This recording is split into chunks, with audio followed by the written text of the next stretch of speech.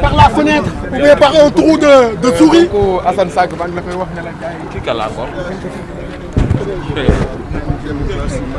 Comme le Sénégal, nous avons connu plusieurs élections depuis lors et pourtant on n'a jamais connu autant de violence, surtout autant de violence à l'endroit des leaders politiques. Le président Ousmane Sonko, président du PASTEF. Personne ne peut comprendre que depuis plus de 6, voire 7, 8 mois, qu'il soit presque en résidence surveillée, alors que c'est un patriote, compatriote libre qui doit pouvoir circuler,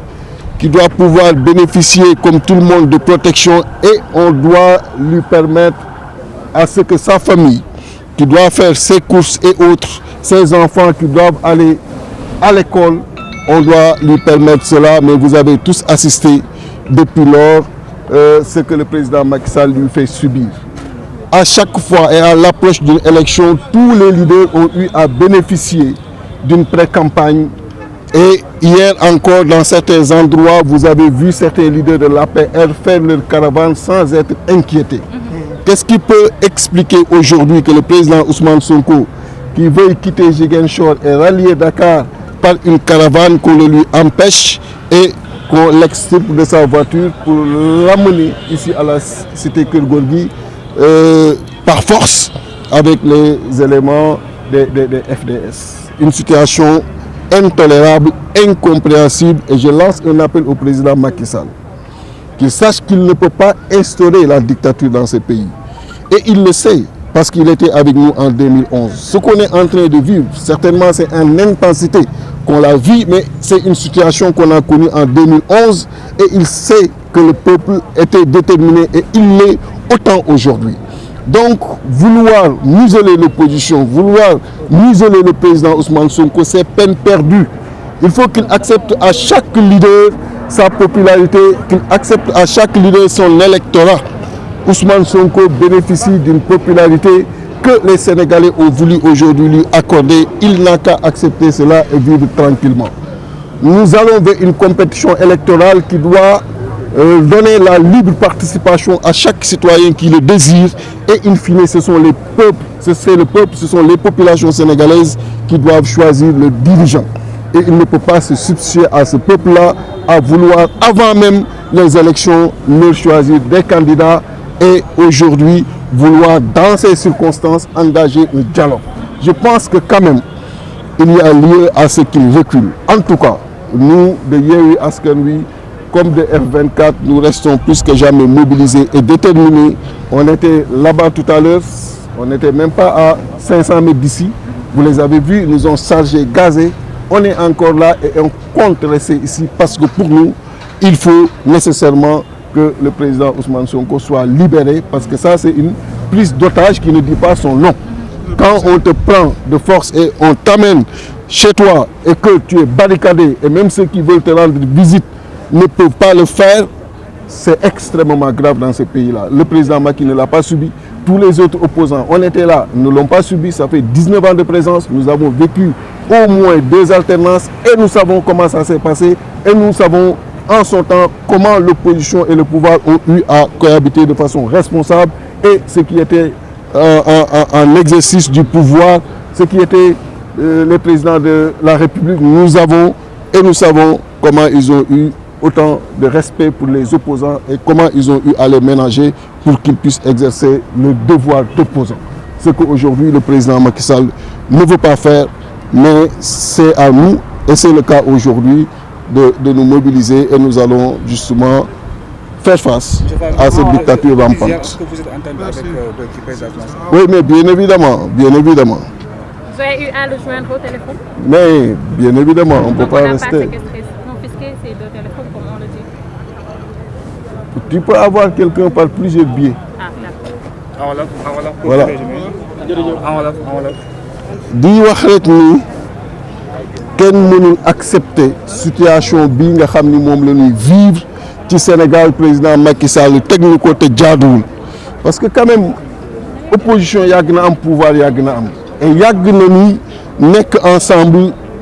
pour le bien de notre démocratie te lii mosu fi am jël nit ki nga xam ni dafa jógee Ziguinchor war def caravanam gëni que fii ngay yem dama la fay jëlee dugal la sama blindé indi la cité kër góor gi loolu mosul am fenn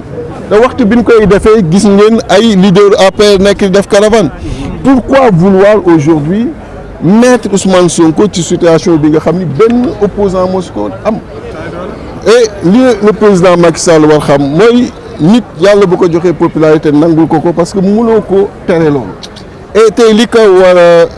a ñor mooy nu mu organiser élection libre et transparente kuy dem ñuy bokk bu ko defee nu jàll ci leneen mënul nag tey jii nii wax ni dictature la bëgg indi ci Sénégal bi nga xam ne ñun bi ñuy xeex démb ñoo ngi woon ak moom xam na ni lii Sénégalais yi duñ ko nangu kon na taxaw alors qu'il est encore temps organiser élection libre et transparente ñi war a bokk moom du bokk bu ko defee ñu avancer mais li wér te wér mooy 2011 on était là ça fait 19 ans de présence politique dans l'opposition varié wuñu benn yoon xam ne ni ñun amul lu ñu mën a xoqatal et dictature bu mu bëgg def du ko fi def li nga xam ni mënul ne da ngay xam ni mënul ne nga noppal sa bopp noppal Sénégalais yi noppal FDS yi noppal presse bi li nga nekkee guddi ak bëccëg tam mu teg leen ko mais tegu ko fenn FDS yi nii mais ay pères de famille lañu mais depuis presque 6 mois tous les jours ñoo ngi ci biti est-ce que mës ngeen gis régime bu leen soumettre ci lu méttee nii mais mosul am na xalaat loolu te loolu taxul tey jii nii ñu dellu ginnaaw du ñu dellu altar fatul ay nii parce que loolu buñ ko bëggoon sax mënuñu ko am na posture yi nga xam ne buñ ko bëggoon sax mënuñu ko parce que sénégalais mooy un guerrier donc loolu da ko war a xam ci boppam mënuñu xokkatal ba nu reculer altar fatul ay nii et on était avec lui ici en 2011. nga baal ma man dama bëgg a xam rek bu nekkee situation bi wéy na nii lan moo naka nekk seen taxawaay. suñu taxawaay mooy jàkkaarloog le président Macky Sall ça il le sait boo ko yeewoon ni que opposition bi ñoo ngi nii lan la ñuy nar a def mun la opposition bu Déthié Fall nekk opposition bu Khalifa nekk opposition bu diw ak diw nekk ñooñu jàkkaarloo lañu xam bu ñu doon jàkkaarloo ñu nekk ci wetam mais danoo jóg jàkkaarloo suñu vie suñu àdduna 19 ans yi dugguñu ci pouvoir te mënoon nañ ko def ndax jàkkaarloog li askan wi bëgg nekk ci li askan wi bëgg te loolu duñ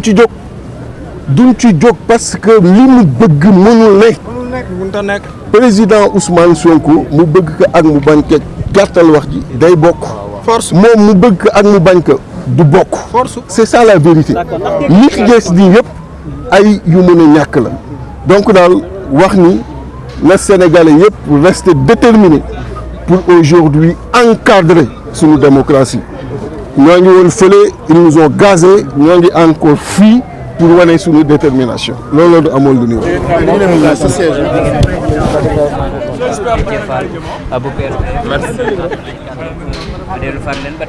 lu ma laawee nii.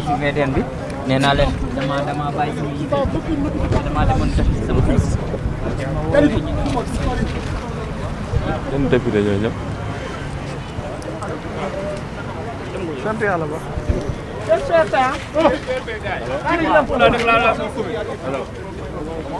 ay